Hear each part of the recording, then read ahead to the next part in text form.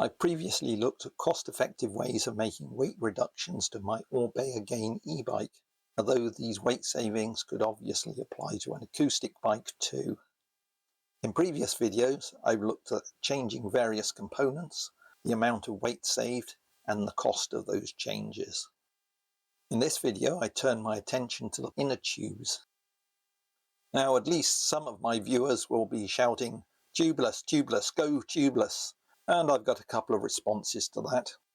First, as far as my weight analysis is concerned, and there's a link to this in the top right of the screen, it shows no weight saving. Secondly, this video does at least partly relate to tubeless setups, but I'll cover that at the end of this video. Now, this is one of the tubes that I took out of my Orbea Gain wheels. They're Butyl, and it weighs in at 160 gram. That is quite heavy, because you can get lighter weight Butyl tubes, like this one. This is a Maxxis welterweight, and it weighs 95 gram. If you want to go a bit further, you could use latex tubes, and this latex tube is about 90 gram and is relatively heavy for a latex tube. However, I think we can go one better than that. Over the last few years, tubes made out of a material termed TPU have been developed. Until recently, these have been very light, but also very expensive at around £25 per tube. Now, the cost of these TPU tubes has been falling, and now they're available for around £6 to £8 each, or basically the same price as a good quality conventional tube. I purchased 4 of these tubes, along with 2 repair kits from AliExpress for £26, or just over £6 each.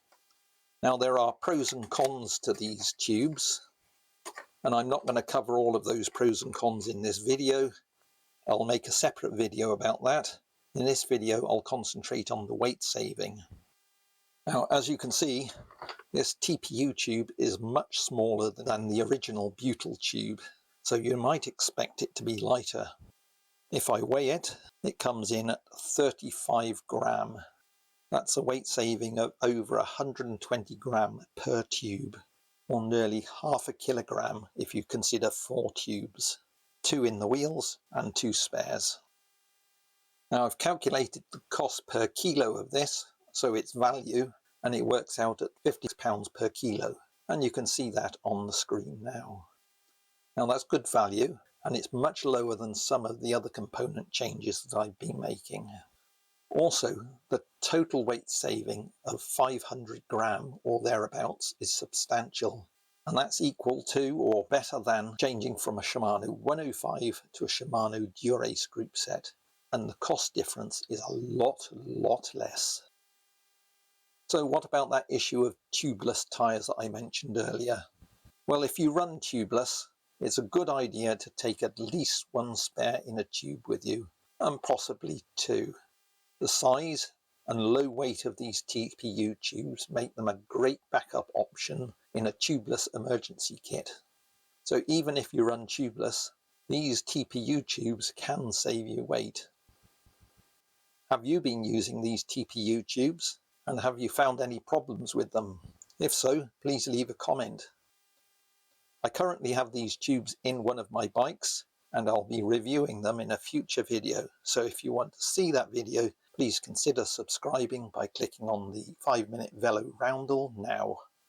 Also, here are a couple of other of my videos that you might find interesting. From me, for now, it's goodbye.